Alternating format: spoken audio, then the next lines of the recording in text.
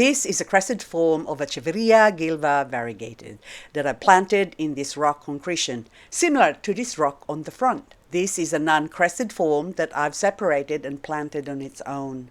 After a couple of months later, so it's summer right now, and Agavoides, which is gilva they don't really like the summer. They actually go dormant in summer, so that's why it's looking a little bit dismal at the moment. But, hang on, I'll just pull this out. All the soil has come out of this piece of rock that I planted it in. So this is actually part or similar to this concretion here. So the rocks that I planted this gilva in is very similar to this rock that I've got here, which is an ideal planter for succulents. But if you'll ask me, where can I find rocks like this? This is one of the many places I go to gather rocks to use as succulent planters. The beautiful Shoalhaven River at Wallingford, New South Wales, Australia. Rocks! Rocks! Look at all those rocks! Rocks everywhere, as far as I can see. And I'm not supposed to pick up rocks. I'm here to get some gold. But this just called out to me, saying, hello, how are you? Pick me up, put some succulents in me. And I think this is quite pretty. Look at that. Oh, the crying man. Are you the crying man? Oh, look like a moo man. Okay, but I'll keep you. Hello there. My name is Liz, a self-confessed succulent addict. Welcome to my channel, Growing Succulents.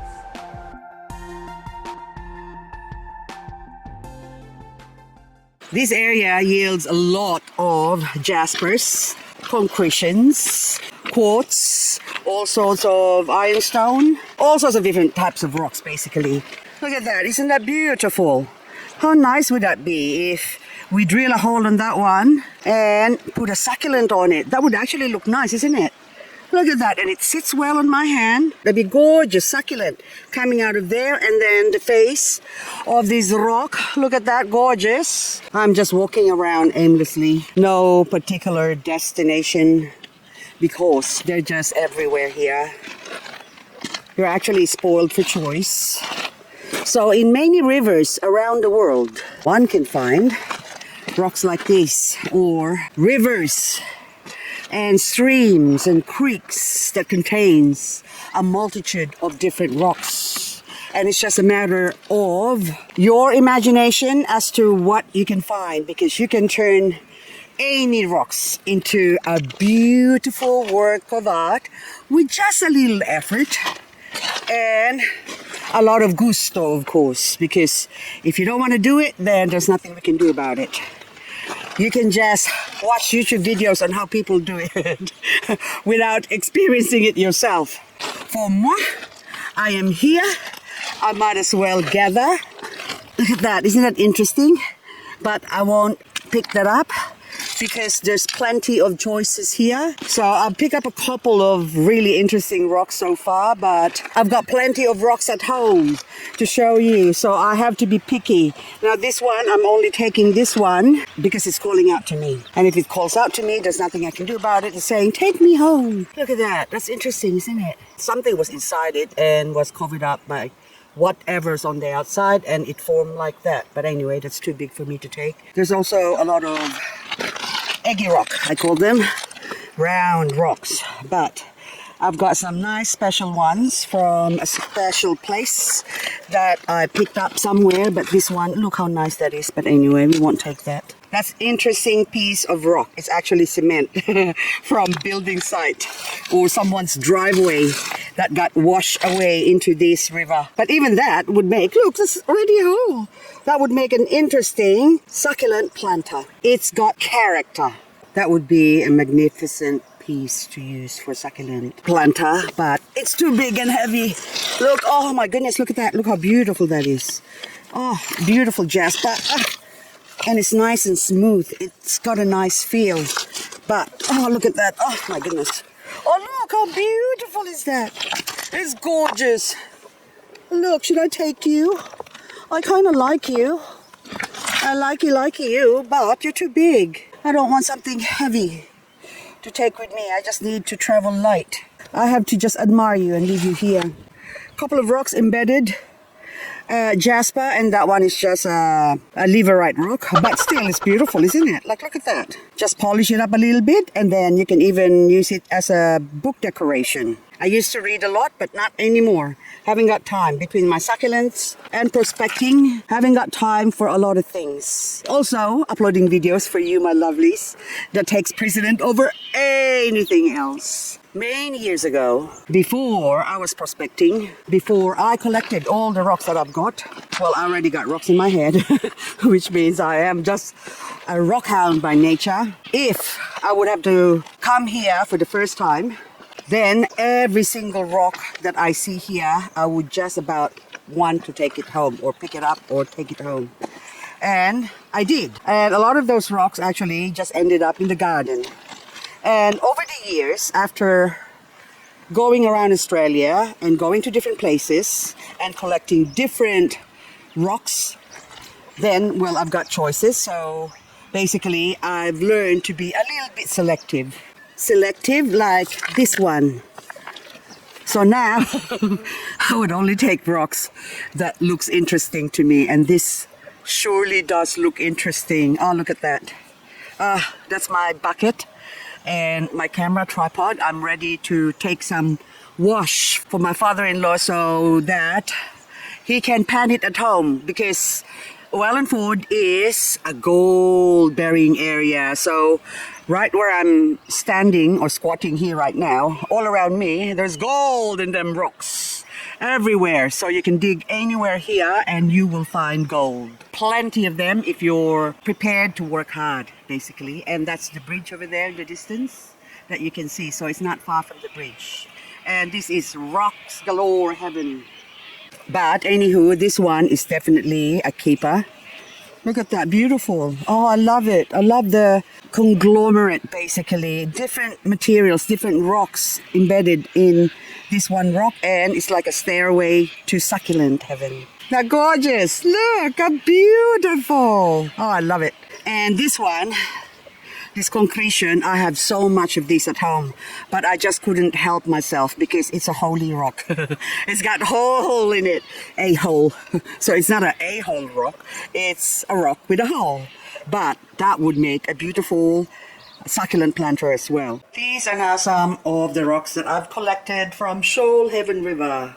So this one you've seen on the video, which I've washed but hasn't drilled the hole, and also which is the face of that one there. So that one, the Moo Moo rock, look at it, it's like a face, but that one is actually ready to plant some succulents in it.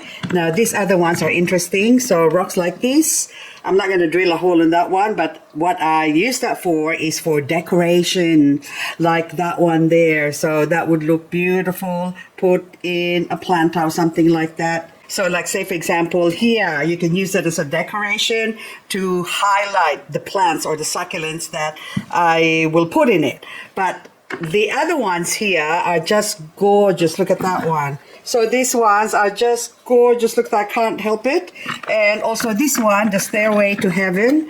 What I could do with that one is I can use this one that I picked up from there as well and put it on top there.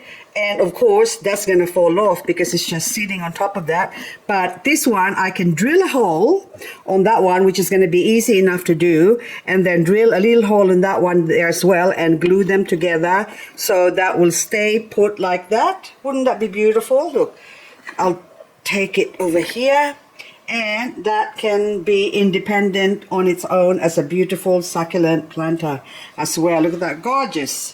Gorgeous, gorgeous it will be. But anyway, we're not going to do that on this video. I'm just mainly showing you the different types of rocks one can use. Now this one here is a beautiful jasper that I drilled a hole in with great difficulty because this stone is really, really hard. So these are similar ones. These are jasper as well. Although it's beautiful, it will be difficult to drill a hole in it.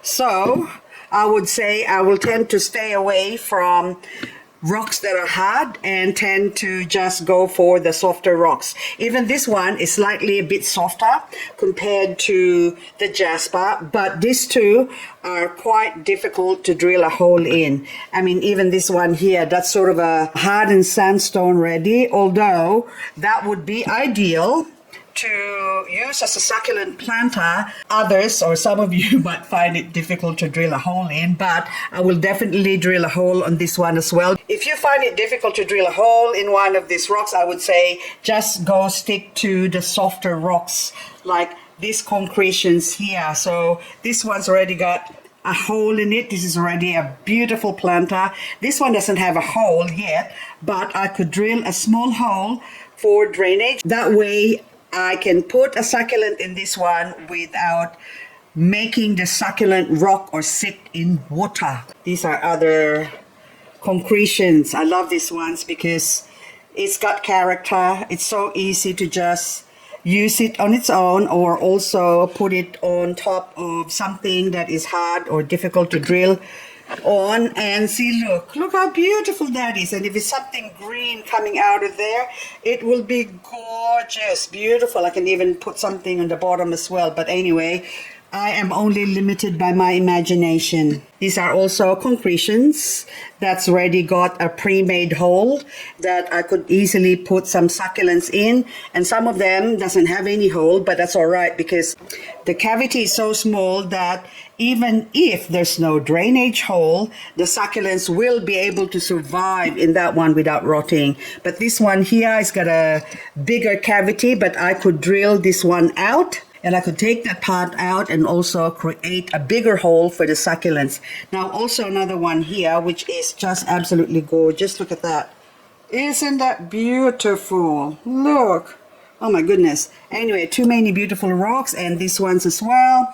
That one's already got hole in it, so I don't need to do a drainage hole. Perfect for planting succulents, and I could still put something on the edge of that. Now this one too. I've actually used this one in my garden before. It was sitting on a planter or a pot. So like similar to that one. So say for example, these frogs here can stay put, and then that one can just be embedded into the soil to sit like that. And wouldn't that make a beautiful planter as well?